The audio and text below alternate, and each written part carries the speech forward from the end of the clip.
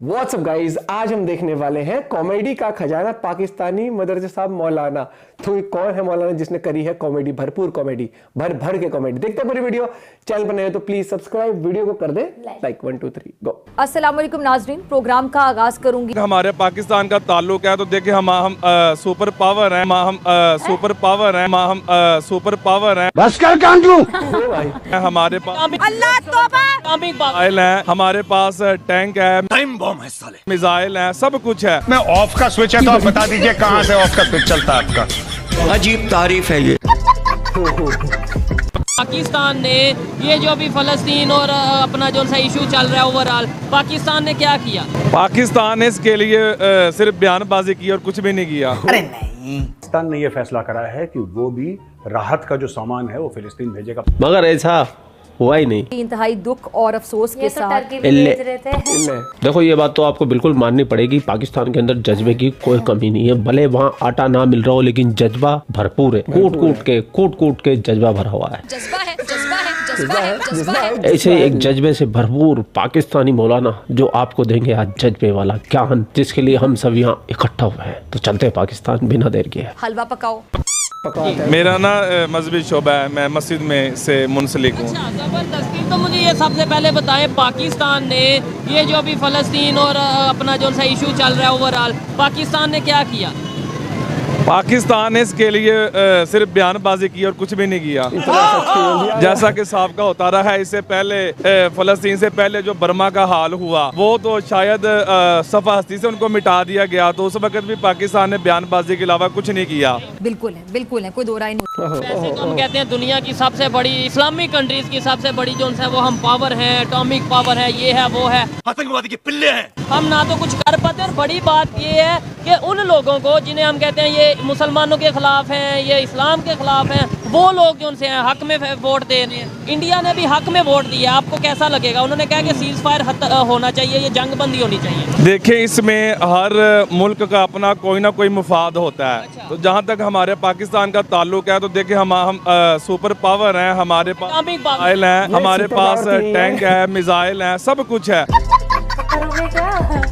लेकिन वो जब तक इस्तेमाल नहीं करेंगे तब तक कोई हल नहीं हो सकता। तो इस्तेमाल करो ना, फट के फ्लावर ना हो जाए ना तो बोलना। क्या बात है। दिल्ली में तुम्हारा बाप नरेंद्र मोदी बैठा हुआ है, क्या बात है सर। और इजराइल में तुम्हारा बाप नेतन्याहू बैठा हुआ है। ये बात है। करो हिम्मत, दागो एक इजराइल पे मिसाइल, एक इंडिया में। आओ मुझे पकड़ लो। और जब कुरान की रूह से के मोमिन आपस में भाई भाई हैं, चाहे वो सरहद पार है या वो पाकिस्तान में रह रहा है, जिसने कलमा पढ़ा, उसका रंग, नस्ल, कौम, मजहब की बुनियाद पे हम सब एक हैं। अच्छा, तो इस बुनियाद पे जब एक मुसलमान दूसरे मुसलमान को मदद के लिए पुकारे, फिर उसके लिए मदद करना फर्ज हो जाता है। भाई इस्लाम वाली कौम है, बहुत जज्बा है इनके दिल में और दिमाग में, और जुबान बड़ी तेज है। और मुसलमानों की जुबान बड़ी तेज होती है, जहालत का कीड़ा होते हैं ये, और ठरके आजम और जाहिले आजम की फौज होती है। तोबा तोबा तोबा जी, सबसे बड़ी चीज तो ये नहीं है कि इंसानियत की हम बात करें कि एक मुसलमान दूसरे मुसलमान को पुकारे, ये एक अलहदा रखें। इंसानियत के तौर पे जहाँ पे गलत हो रहा है उसके साथ खड़ा होना चाहिए, बुरे को बुरा कहना चाहिए और अच्छे को अच्छा कहना चाहिए। हम हर चीज़ में ये क्यों ले आते हैं कि मुसलमान है और ये, यानी लेट्स सपोज कहीं किसी और के साथ, हिंदुओं के साथ गलत हो रहा तो हम कहेंगे हम नहीं बोलेंगे। नहीं, देखिए, एज ए ह्यूमैनिटी जो इंसानियत है वो अपनी जगह पर है।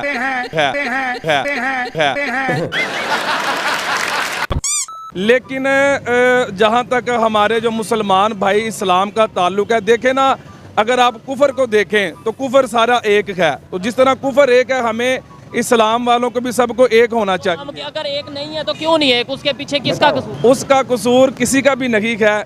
ऐसे कैसे यार चूता समझेगा ये एक नहीं तो हमारा है ना कि हम आपस में लड़ रहे हैं। वो एक देखें निज़ाम कुदरत है, जो कुर्बे क़यामत है, तो इसी तरह हर लिहाज से नफ्सा नफ्सी का वक़्त है, तो वो नज़ूल इमाम महदी अलैहिस्सलाम के साथ ही ज़मीन पे अदल कायम होगा। तो ये इसमें हमारी आजमाइश है कि हम किन लोगों को आने वाले इलेक्शन में पाकिस्तान की तकदीर के लिए सिलेक्ट कर सकते हैं। और जहाँ तक ये जितने भी पार्टीज़ के लोग अब जलसे कर रहे हैं, तो इनसे तो 75 साल से पाकिस्तान जब से बना है हम सबको आजमा चुके हैं। तो मेरे ख्याल से हमें किसी ऐसी लीडर की सिलेक्शन करनी चाहिए कि जिसके अंदर जज्बा जिहाद भी हो। इन लोगों का जो जज्बा है वो इतना ज्यादा है। जाहिल। और यही जज्बे वाली आसमानी कौम एक साथ 93,000 सैनिकों का सरेंडर करती है। जज्बा है, जज्बा है, जज्बा है, जज्बा है। वारी वाह जज्बे वाली कौम। और सुन, लानती कौम हो तुम, लानती कौम। और सुन, लानत है तुम पे, लानत है तुम्हारे जज्बे पे। और सुन, 4 जंगे हार ली, ये जज्बा है तुम्हारा। और सुन, लानती जज्बा है।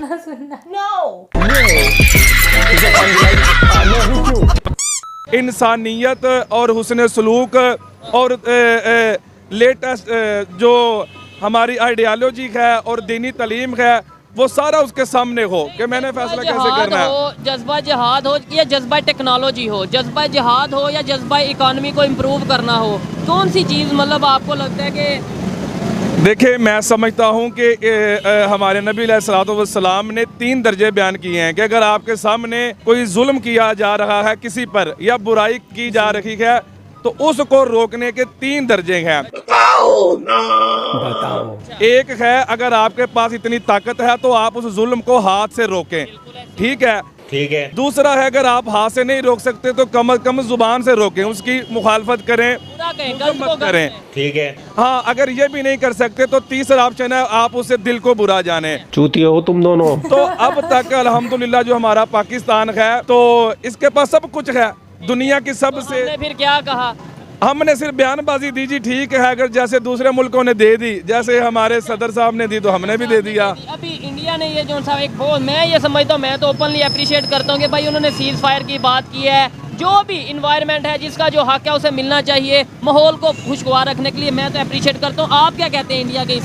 देखें, अच्छी बात कोई भी करे ना तो वो अप्रिशिएट के लायक होता है, लेकिन अगर दूसरी तरफ देखा जाए तो सिर्फ ये जंग फलस्तीन की जंग नहीं, अच्छा, ये जितने भी 57-58 के करीब इस्लामी ममालिक हैं, मस्जिद अक्सा जो है वो हमारा किबला अव्वल है और वो सारे मुसलमानों का मजहबी फरीजा है कि उसको आज़ाद करवाया जाए।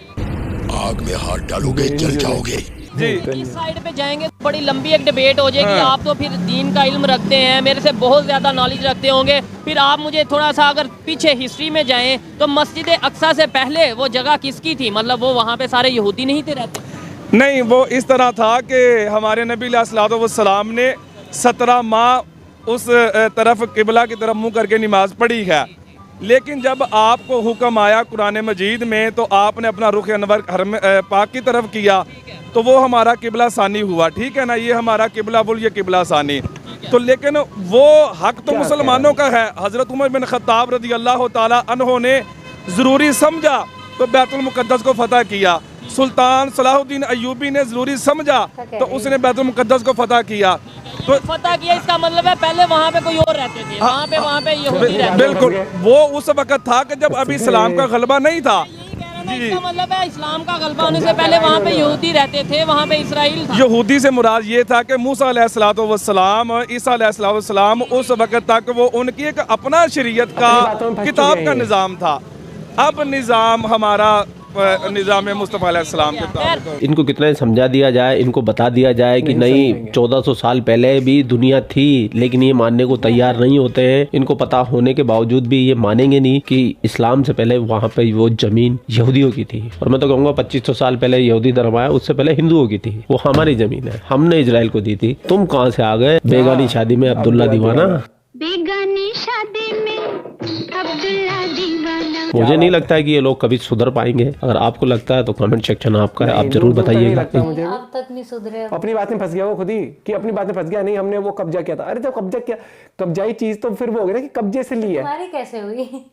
अब एक प्लॉट है आपका प्लॉट है, वो आपने रजिस्ट्रेशन करा, कोई कब्जा करके उस पर रहने लग जाए तो रियल में किसका हुआ? रियल में किसका हुआ?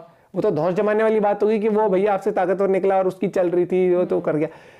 बहुत तेज वेरी चालाक। यहाँ तो प्रो भी नहीं निकल रहा है इसके लिए।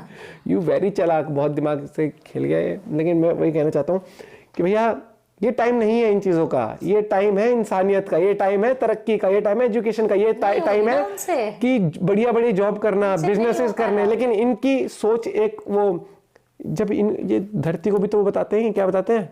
चपटी। क्या बोलूं मैं? आप अपना पॉइंट ऑफ व्यू शेयर कर सकते हैं। बाकी मैं ज्यादा बोलना नहीं चाहता क्योंकि मुझे ऐसा लगता है कि कई बार तो कॉमेडी ज्यादा खुद ही कर जाते हैं। मिलते हैं वीडियो के साथ यार दोस्तों, बाय बाय, टेक केयर।